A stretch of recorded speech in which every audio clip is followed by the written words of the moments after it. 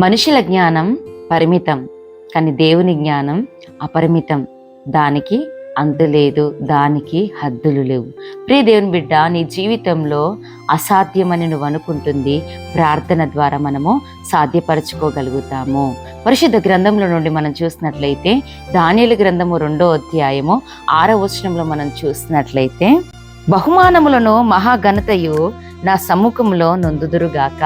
ప్రియ దేవుని బిడ్డ, ఈ సందర్భం మనం చూసినట్లయితే రాజు అయితే శాస్త్రులతోనూ జ్యోతిష్యులతోటి మాట్లాడుతున్న ఒక మాటగా మనకి ఇక్కడ కనబడతా ఉంది.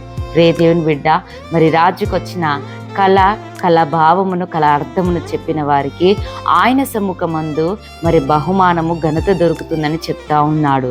కానీ దేవుని సన్నిధానంలో నీవు ఆయన ఎదుట ఆయనకు నమ్మకమైన వారిగా, ఆయన మెచ్చే జీవితం నువ్వు జీవించినప్పుడు దేవుడు నీకు నిత్య జీవాన్ని అనుగ్రహించబోతున్నాడు, నీకు జీవ కిరీటంను అనుగ్రహించబోతున్నాడు. ఈ లోకంలో మనుషుల మెప్పు కాదు, కానీ దేవుని మెప్పు కొరకై ఎప్పుడైతే ఎదురు చూస్తావో నీ జీవితము ఆశీర్వాదకరంగా, దీవెనకరంగా మారబోతుంది.